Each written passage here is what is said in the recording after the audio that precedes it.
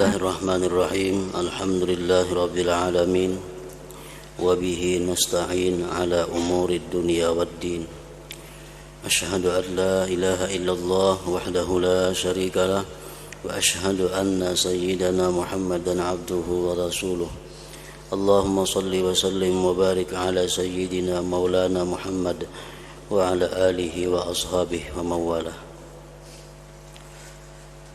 Qala al-musannif al-imam hujjatul Islam Abu Hamid Muhammad bin Muhammad al-Ghazali rahimahullah wa nafa'ana bi ulumi. Wa qala Umar bin Abdul Aziz al-fikratu fi ni'amillah azza wa jalla min afdalil ibadah. Wa qala Abdullah ibnul Mubarak yauman li Sahl ibn Ali wa ra'ahu sakitan mutafakkira aina balagta qala as-sirat. Wa qala Bishrun law tafakkara an-nasu fi 'azamatillah ma asawullah azza wa jal. Wa 'an ibn Abbas rak'atani muqtasidatani fi tafakkurin khairun min qiyami lailatin bila qalbin. Wa bainama Abu Shuraihin yamshi id jalasa fatakanna'a bi kisaihi faja'ala yabki faqila lahu ma yubkik qala tafakkartu bi dhahabi umri wa qillati amali wa iqtirabi ajali. Wa qala Abu Sulaiman awwidu a'yunakum al-buka'a wa qulubakum at-tafakkura. Wa qala Abu Sulaiman al-fikru fid dunya hijabun anil akhirah wa uqubatun li ahli wilayah. Wal fikru fil akhirah yurithul hikmata wa yuhyil qulub. Wa qala Hatim minal ibrati yazidul ilmu wa minadh dzikri yazidul hubbu wa minat tafakkur yazidul khawf. Wa qala Ibnu Abbas at-tafakkur fil khair yad'u ilal amali bih wan nadamu 'ala syarri yad'u ila tarkih.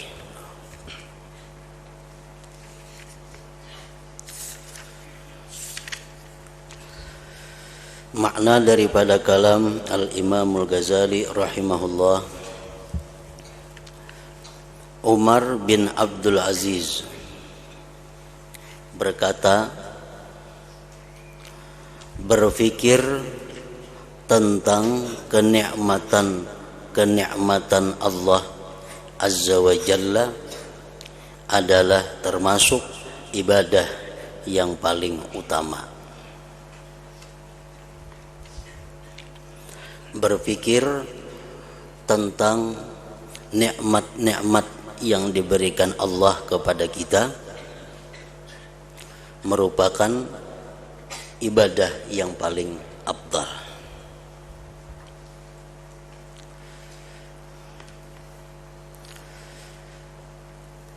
Nikmat ada terbagi dua. Pertama nikmat zahir, yang kedua nikmat batin.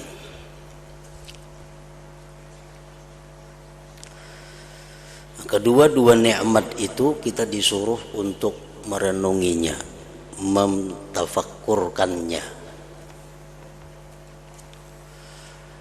Nikmat zahir seperti kesehatan, keamanan, kekayaan, kekuatan, harta benda, dan lain sebagainya. Itu adalah nikmat yang zahir.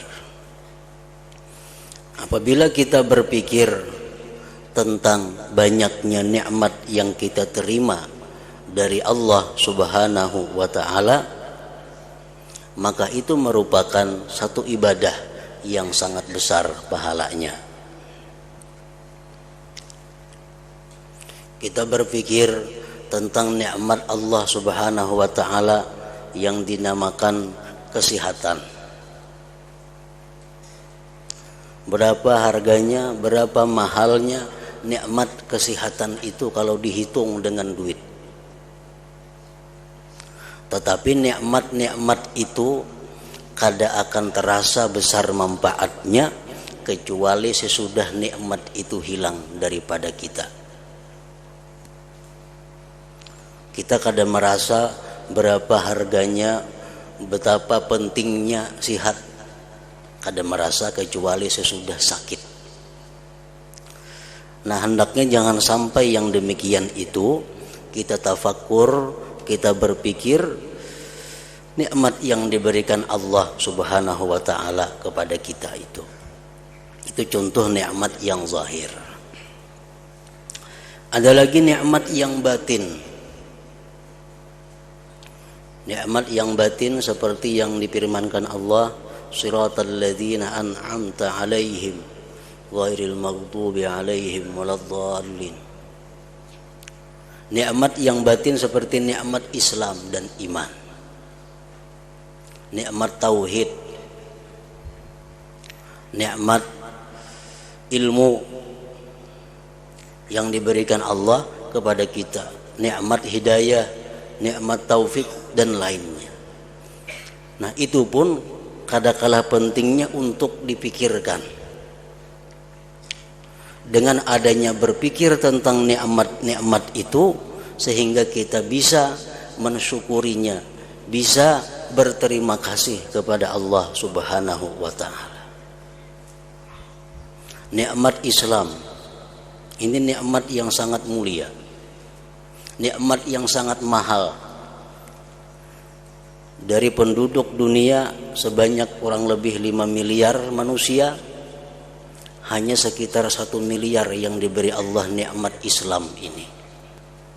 Termasuk diantaranya kita-kita yang menerima nikmat Islam itu. Nikmat Islam jauh lebih mahal di sisi Allah daripada nikmat harta, benda dan sebagainya. Berpikir tentang kenikmatan Allah Azza wa Jal adalah termasuk ibadah yang paling utama.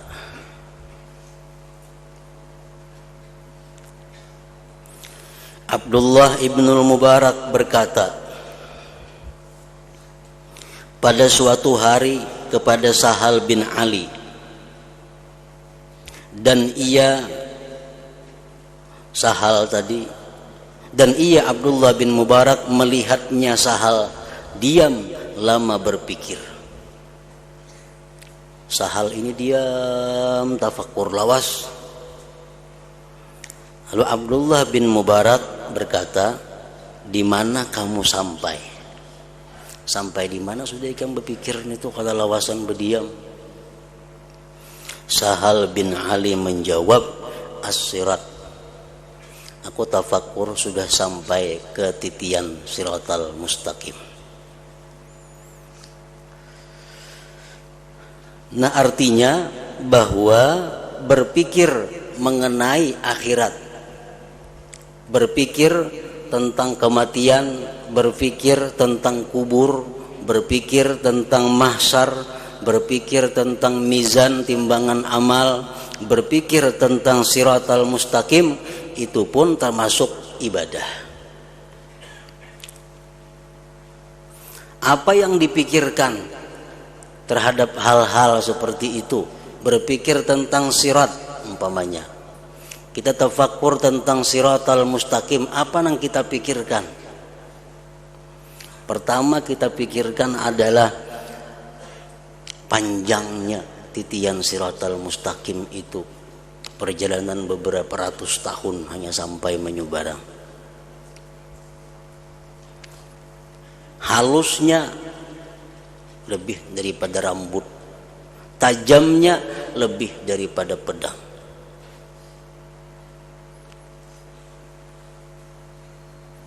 Itu yang pertama kita pikirkan tentang sirat itu. Imam Ghazali mengatakan, "Fatawwil fikraka fihi fa inna aslaman nas min ahwali yaumil qiyamah man tala fikruhu fiha fid dunya. Fa inna Allah la yajma'u baina khawfaini 'ala 'abdin faman khafa hadhil ahwala fid dunya ammanaha fil akhirah." Ujar Ghazali mengatakan, lamakanlah pikirmu atas hari akhirat itu. Lawasi berpikir tentang hari akhirat itu.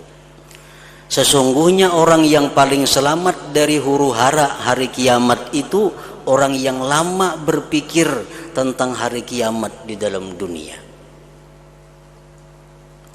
Sesungguhnya Allah tidak menghimpunkan antara dua ketakutan atas seorang hamba. Maka barang siapa yang takut akan huru-hara hari kiamat di dalam dunia, Allah amankan dia dari huru-hara itu fil akhirat, di akhirat nantinya.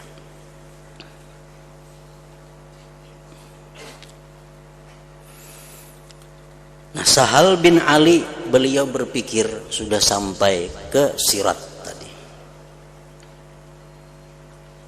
Kemudian yang kita pikirkan lagi tentang sirat itu, bagaimana nantinya kita melewati titian itu. Kita membayangkan diri kita melewati titian itu macam apa, termasuk yang seperti apa. Ada yang lewat di titian itu kalamhil barak, seperti kilat. Nah, ini orang yang kadang merasakan apa-apa. Di bawah sirat Jahannam. Bila gugur otomatis taka Jahannam. Apakah kita masuk dalam golongan orang yang lewat titian itu seperti kilat? Ada orang yang lewat di titian itu kamarir rih, seperti angin. Masukkah kita di golongan itu? Ada yang lewat di titian itu ka asra'il bahaim, seperti kuda yang cepat, binatang yang laju. Ada yang lewat di titian siratal mustaqim itu dengan berlari. Ada yang lewat berjalan kaki, jalan kada kawa laju. Ada yang lewat dengan bekisut. Nah, disuruh kita berpikir untuk menghadapi itu, di mana kira-kira gulungan apa kita masuknya. Apakah lewat di gulungan yang mana?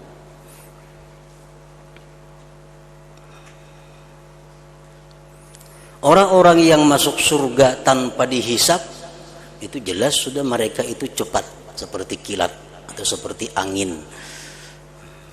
Nah, orang-orang yang di padang mahsyar itu melalui hisap, melalui perhitungan-perhitungan, tentu dia akan lewat sirat itu dengan berjalan kaki. Karena di sirat itu terdiri ada 7 pos, 7 penjagaan.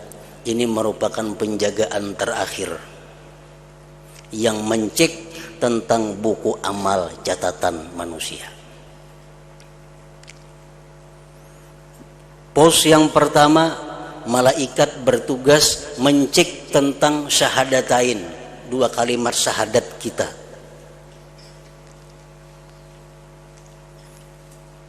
Periksa 2 kalimat syahadat kita bujur kada, ikhlas kada, sempurna kada. Selamat di situ.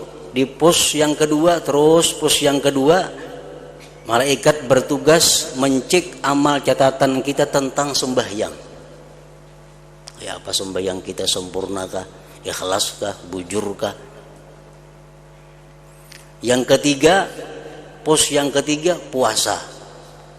Bujurkah puasa kita sempurna? Ada kata hutang puasa?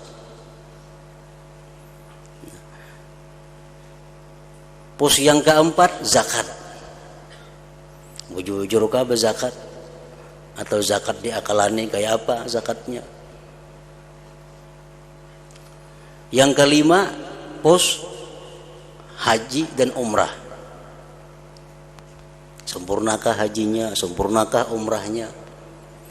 Pos yang keenam, penelitian tentang wudhu dan mandi janabah atau mandi haid. Nah, paling terakhir pos, ini sudah kelihatan surga. pemeriksaan tentang kezaliman terhadap manusia. Ini pos yang terakhir. Diperiksa dalam buku catatan amal yang kita bawa itu, apakah ini orang ada menzalim manusia, apakah ini orang ada menipu manusia, apakah orang ada membunguli orang, apakah ini pernah berbuat kepada manusia yang kada nyaman. Nah, di situ yang paling terakhir. Bila ini selamat, maka selamatlah dia dari gugur atau jatuh di titian siratal mustaqim tadi. Nah, itu contoh tafakkur tentang sirat. Nah, apabila kita berpikir tentang sirat, tentang titian itu, maka kita otomatis buah tafakkur itu akan menimbulkan, buah tafakkur itu akan menghasilkan persiapan. Kita cari apakah ada amalannya supaya di titian siratal mustaqim itu lancar. Itu hasil daripada buah daripada tafakkur. Setelah kita memikirkan betapa beratnya liwat di titian siratal mustaqim itu, lalu kita berusaha mencari jalan kayak apa supaya bisa selamat. Rasulullah SAW memberikan jalan. Ujar Nabi kita, man yakunil masjidu baitah dhaminallahu birrauhi warrahmah wal jawazi ala sirat.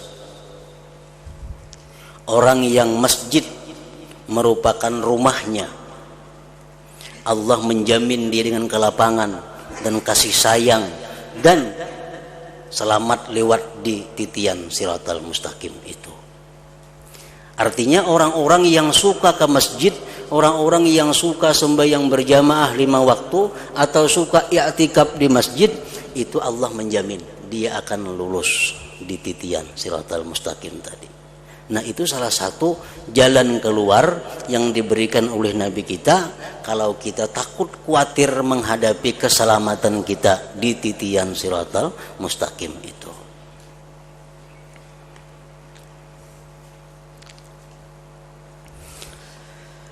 Bishrul Hafi berkata, jikalau manusia berpikir tentang kebesaran Allah, niscaya mereka tidak berbuat maksiat kepada Allah Azza wa Jalla. Jikalau kita mau bertafakkur tentang keagungan Allah, niscaya kita kada tagawi maksiat itu, kada perbuat maksiat itu.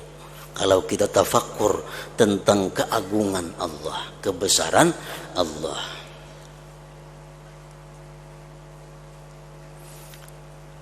Imam Ja'far As-Shadiq pernah ditanya, Allah maha besar, ajar orang, maha besar dari apa? Apakah Allah itu besar daripada aras? Apakah Allah itu besar daripada Al-Kursi? Apakah Allah itu besar dari apa? Kan biasa bila besar itu ada nanta halus. Nah, Allah ini maha besar, lebih besar dari apa? Imam Ja'far Shadiq mengatakan, Allahu Akbar min ayyusab. Allah itu maha besar dari bahwa diterangkan. Allah itu maha besar daripada bahwa dijelaskan. Allah itu maha besar daripada bahwa dirincikan. Allah itu kada kawa dijelaskan kayak apa tentang Allah, kada kawa, terlalu besar Allah untuk dijelaskan. Nah, kita kada kawa menjelaskan kayak apa Allah itu karena orangnya maha besar. Jadi maha besar daripada dijelaskan. Zat Allah itu maha besar, sifatnya maha besar, af'al perbuatannya pun maha besar. Nah, kalau kita berpikir tentang keagungan, kebesaran Allah Subhanahu wa ta'ala, kita kada bakal maksiat. Kenapa sebabnya? Karena kalau kita berpikir tentang keagungan Allah, itu membuahkan salah satu di antara 4 hal. Pertama, kalau kita berpikir tentang keagungan Allah, bisa menimbulkan takut kepada Allah, bisa menimbulkan khauf, takut. Kalau kita takut kepada Allah, jelas sudah kita kada mau melakukan pelanggaran hukum Allah. Yang kedua, kalau kita berpikir tentang keagungan Allah, bagaimana agungnya Allah itu menciptakan surga, bagaimana Allah Maha Agung menciptakan bidadari dan segala macam kenikmatan surga, itu akan membuahkan harapan dalam hati kita. Nah, bila kita berharap dapat surga itu, jelas sudah kita kada akan mau melanggar hukum Allah. Orang yang wani berbuat maksiat itu orang yang kada berharap surga. Orang tua wani berbuat nang haram, wani melakukan maksiat, itu orang yang kada berharap masuk ke dalam surga. Selama orang masih berharap masuk ke dalam surga, kada mau melakukan satu kemaksiatan. Nah, kalau orang berpikir tentang kebesaran Allah, keagungan Allah, itu bisa menimbulkan sifat malu terhadap Allah, haya, malu kepada Allah. Kalau orang itu punya malu kepada Allah, jelas sudah kada akan mau melanggar hukum Allah. Yang keempat, kalau orang mau berpikir tentang keagungan Allah, bisa menimbulkan cinta dia kepada Allah. Kalau orang cinta kepada Allah, makin jauh daripada melanggar hukum-hukum Allah. Nah, makanya tadi ujar Bishr berkata bahwa jikalau manusia itu berpikir tentang kebesaran Allah, niscaya mereka tidak berbuat maksiat kepada Allah Azza wa Jalla.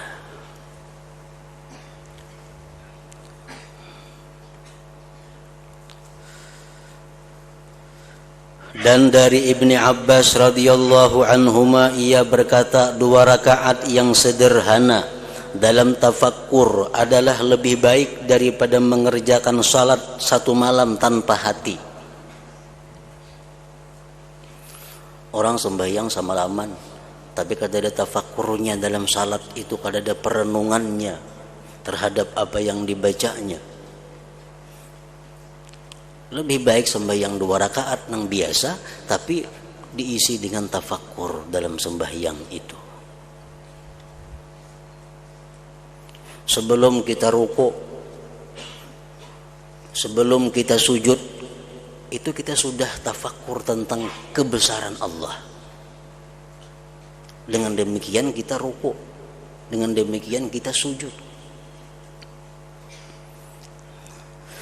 Kalau kita sujud, kita ruku, sebelumnya itu kada ada tafakkur tentang keagungan Allah, nah apa artinya ruku itu? Apa artinya sujud itu?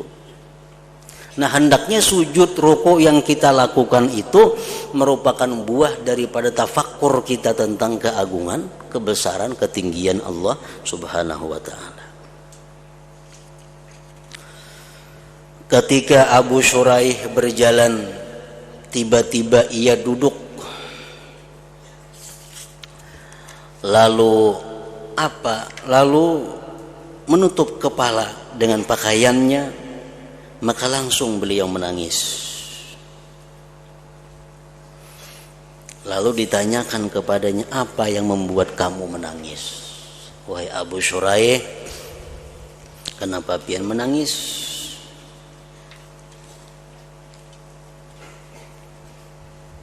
Abu Shuraih menjawab, saya berpikir tentang perginya umurku. Aku tadi berpikir tentang hilangnya umurku. Berapa sudah umur yang hilang?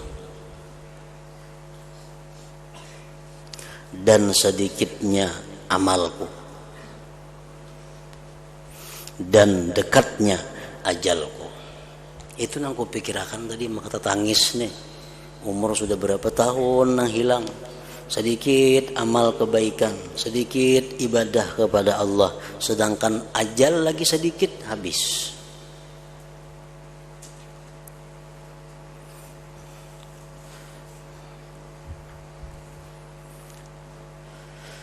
Kalau kita menghitung umpamanya kita berumur 60 tahun.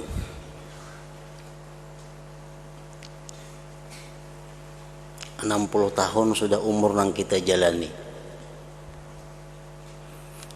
Berarti kebiasaan umur 60 tahun ini sudah lebih separuh jalan.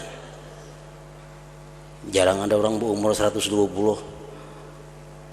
Nah, kalau kita berumur 50 aja, 40 aja, boleh dikatakan sudah lebih separuh yang dihabiskan umur kita. Apalagi 60. Nah, umur 60 tahun itu kalau kita mengetahui berapa ibadah kita.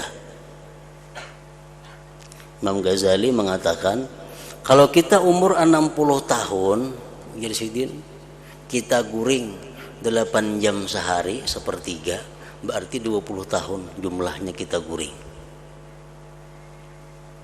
20 tahun kita guring. Kalau umur 60 tahun, guring rata-rata sehari 8 jam. Berarti umur sudah untuk guring itu 20 tahun. Nah, kemudian kita tambah lagi, sehari kita di toko, sehari kita di kebun 8 jam. Jam 8, 9 turun, Mbak Asar bulik, sekitar 8 jam di toko mencugut. 8 jam itu kali 20 tahun berapa? Kali 60 tahun 20 tahun juga. Nah, 20 tahun berarti umur kita habis untuk dunia. Tinggal lagi 20 tahun. Tinggal lagi 20 tahun. Nah, 20 tahun yang tersisa inilah lagi umur kita untuk akhirat. Jakanya 20 tahun ini pol ke akhirat bisa selamat. Karena banding dunia 20 tahun, akhirat 20 tahun. Kan guring ada dihitung napa-napa tadi. 0 guring itu. Nang payah kita, yang sulit kita membayangkan keselamatan, 20 tahun sudah habis untuk urusan dunia, sisa 20 tahun ini kada sampai lagi untuk akhirat. Ini bulik ke rumah, urusan dunia pulang umpamanya, bulik di toko, main bola di TV 2-3 jam, lihat sinetron macam-macam. Nah, kalau dihitung-hitung umur 60 tahun itu jadinya paling-paling 5 tahun beribadah kepada Allah. Nah, kalau kita bertafakur seperti itu, kita akan bisa mengetahui kualitas diri kita. Nah, dalam hal macam itu, kalau kita berharap kita bisa masuk surga, itu angan-angan ngarannya. Angan-angan. Diberi Tuhan umur 60 tahun, 5 tahun beribadah, mengharap ke surga, itu angan-angan ngarannya. Jakanya umur 60 tahun, 30 berharap, nah itu bisa. Orang berabah ditilam, mudahan datang duitnya 1 miliar ke rumahku nih, itu angan-angan ngarannya. Becari kada, apa kada. Nah, kalau orang berusaha mendulang misalnya, berharap dapat intan kayak hintalo itik, nah itu berusaha itu kada mahayal ngarannya. Nah, sama hal kalau kita mengharapkan surga kepada Allah, tapi modal kita ini kada pantas untuk surga, itu angan-angan ngarannya. Nah, itu yang membuat Abu Shuraih ini beliau menangis tadi. Nah, karena mentafakurkan itu, saya berpikir tentang perginya umurku dan sedikitnya amalku dan dekatnya ajalku.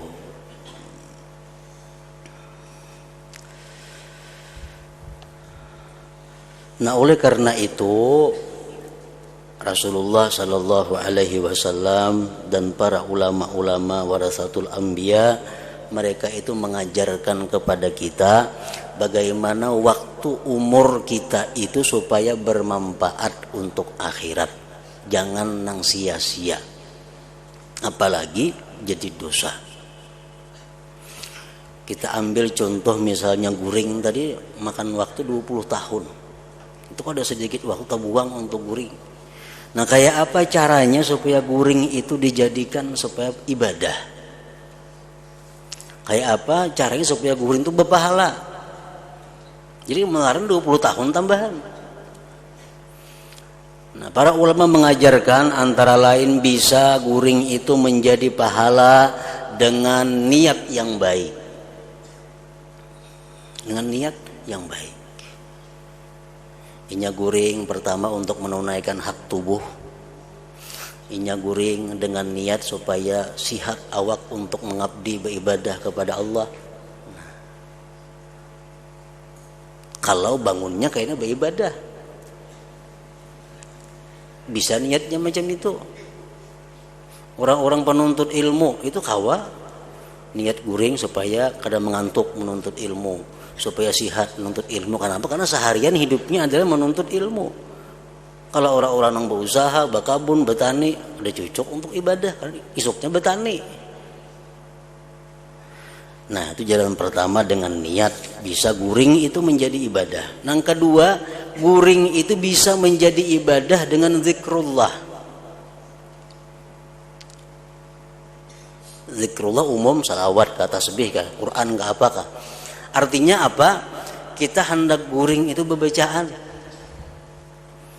la ilaha illallah, umpamanya la ilaha illallah. Nah, sampai kita tak guringan, tak ampih kita tak guringan. Jakanya kita kada guring bacaan terus nih, cuma tak guringan. Nah, berapa jam kita guring itu kita dinilai sebagai orang yang berzikir tadi ngarannya. Nah, ini cocok untuk pengusaha nang niat yang tadi kada cocok. Jadi hendak guring baca salawat, Allahumma sholli ala sayyidina Muhammad wa ala ali sayyidina Muhammad, Allahumma baca sampai hanyut, sampai guring hilang. Nah, berapa jam guring, maka kita dihukumkan sebagai orang yang bersalawat atas Nabi sallallahu alaihi wasallam.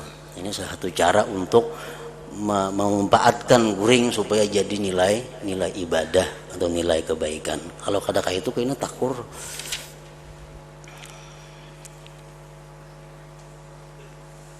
Ibaratnya tasbih, nah Allah talapas taguringan ampe.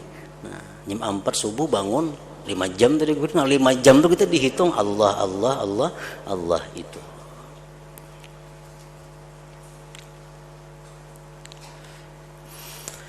Abu Sulaiman berkata, berpikir tentang dunia adalah hijab dari akhirat.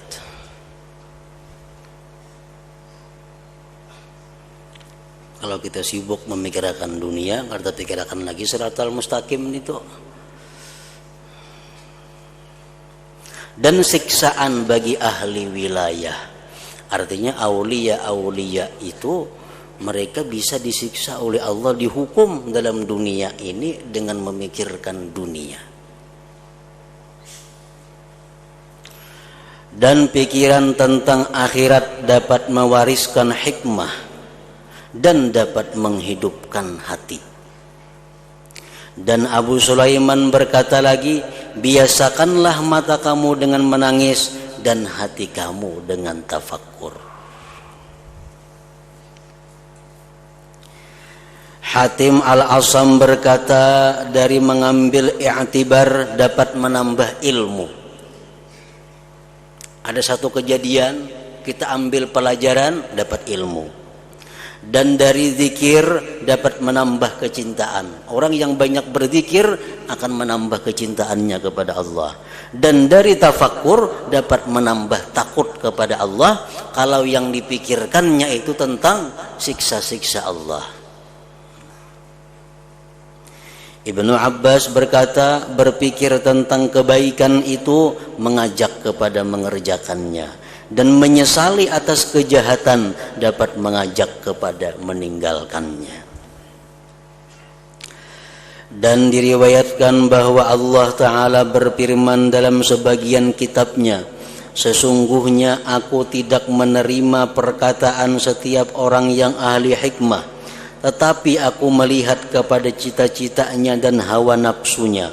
Kalau cita-citanya dan hawa nafsunya itu bagiku, maka aku jadikan diamnya itu tafakkur dan perkataannya itu pujian, walaupun ia tidak berbicara. Nah, jadi ini artinya kayak apa supaya kita bisa tafakkur itu. Tafakkurnya kita tahu aja pada baik, cuma kada terlintas hati kita untuk tafakkur ini. Padahal tafakkur sesaat pahalanya setahun, ibadah setahun. Cuma kita jarang tafakkur. Kenapa? Karena Allah akan memberikan tafakkur kepada kita. Kenapa Allah akan memberikan tafakkur kepada kita? Karena kita kebiasaan tidak ikhlas dalam beramal. Kalau orang itu cita-citanya hanya Allah, hawa nafsunya untuk Allah, Allah berikan dia tafakkur di dalam hatinya itu. Jadi kalau kita jarang tafakkur, berarti kita ada masalah dengan keikhlasan kita selama ini kepada Allah Subhanahu wa taala. Al-Hasan berkata, sesungguhnya orang-orang yang mempunyai akal senantiasa membiasakan dengan zikir atas berpikir dan dengan berpikir atas zikir. Zikir atas berpikir artinya dia berpikir lalu timbul zikir. Dia tafakkur tentang keajaiban ciptaan Allah, lalu keluar dari mulutnya subhanallah. Nah, ini subhanallah keluar daripada pikir dengan zikir atas berpikir, dan dengan berpikir atas zikir. Dia berzikir kepada Allah lalu tafakkur apa yang dizikirkannya itu. Nah, sehingga mereka berbicara dengan hatinya, lalu hati itu berbicara dengan hikmah. Ishaq bin Khalaf berkata, adalah Daud At-Ta'i rahimahullahu ta'ala, Daud At-Ta'i di atas luting pada malam yang terang benderang. Lalu ia bertafakkur tentang kerajaan langit dan bumi.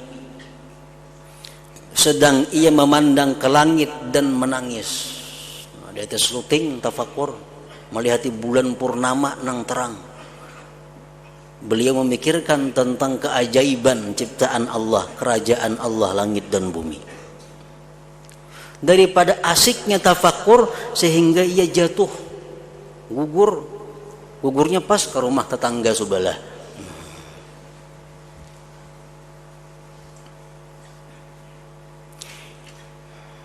Ishaq bin Khalaf terus berkata, maka pemilik rumah melompat dari tempat tidurnya dan telanjang dan di tangannya pedang.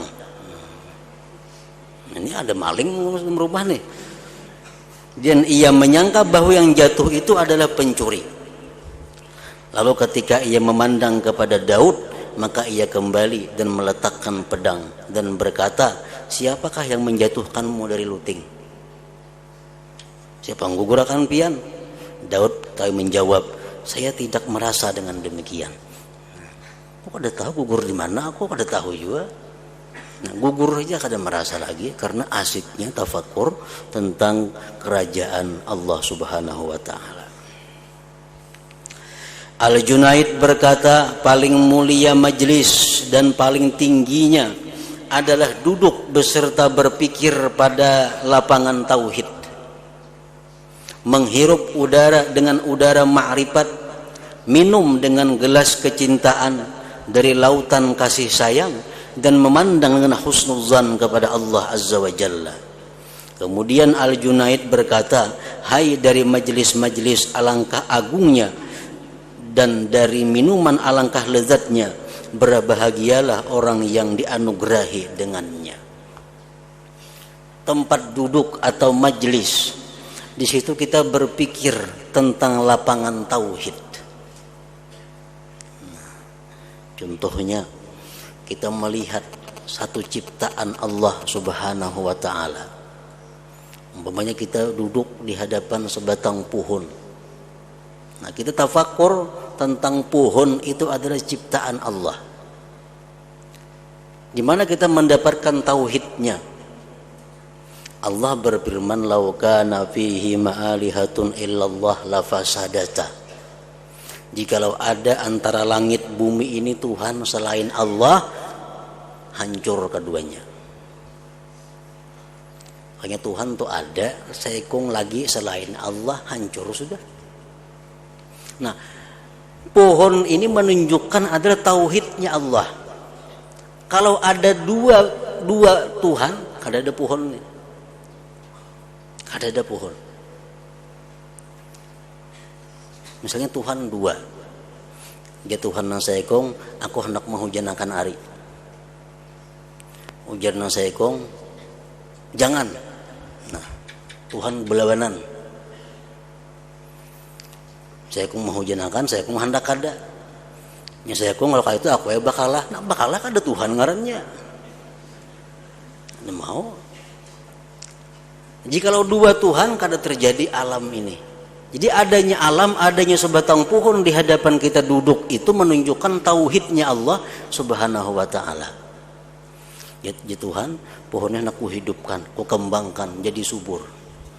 Nya saya kong jangan berlawanan kada kawa, kada mau jadi pohon. Tentu itu ada satu aja nang maaturnya.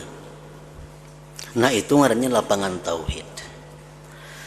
Menghirup dengan udara ma'rifah.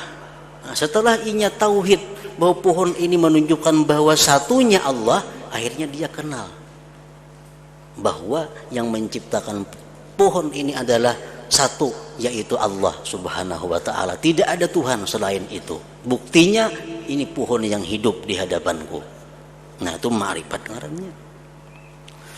Minum dengan gelas kecintaan dari lautan kasih sayang.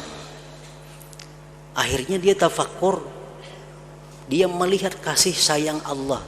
Allah pelihara pohon ini. Allah sirami pohon ini. Allah jaga pohon. Akhirnya pohon ini bisa hidup dengan kebaikan Allah Subhanahu wa ta'ala. Nah dari kebaikan Allah kepada pohon itu menimbulkan dalam hatinya cinta kepada Allah Subhanahu wa ta'ala.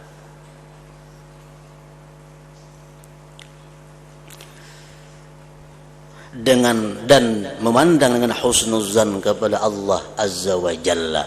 Kalau kita sudah mencintai Allah Subhanahu wa ta'ala, seluruh perbuatan Allah itu pasti kita husnuzan. Nah, kalau kita mencintai seseorang, apapun yang diperbuat orang yang kita cintai itu pasti kita sangka baik lawan inya. Ada mau sangka buruk?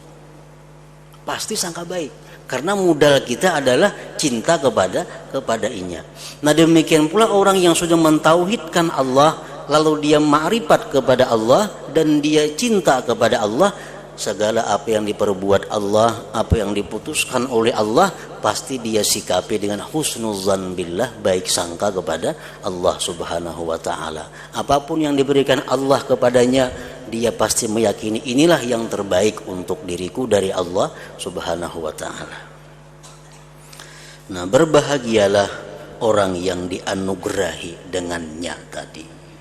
Orang yang kawa tafakkur seperti itu menghasilkan tauhid, menghasilkan ma'rifat, menghasilkan cinta, menghasilkan husnuzan dengan Allah Subhanahu wa ta'ala. Asy-Syafi'i rahimahullah ta'ala berkata,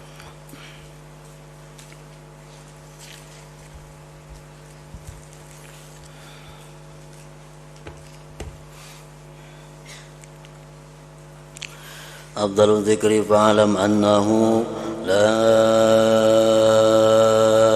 ilaha illallah Muhammadur Rasulullah la ilaha illallah Muhammadur Rasulullah la ilaha illallah Muhammadur Rasulullah La ilaha illallah La ilaha illallah La ilaha illallah La ilaha illallah La ilaha illallah Allahu Allah Allahu Allah Allahu Allah Allahu Allah Allahu Allah Allahu Allah Allahu Allah Allahu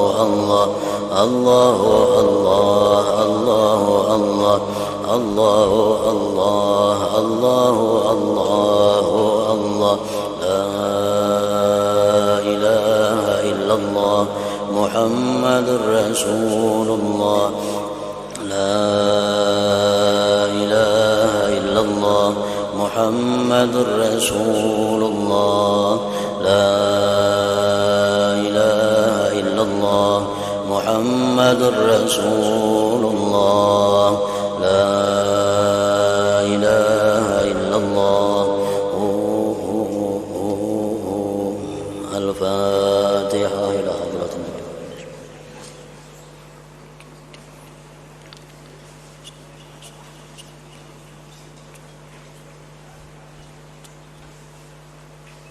فيا أيها الرجل منه شفاعة صلوا عليه وسلموا تسليما.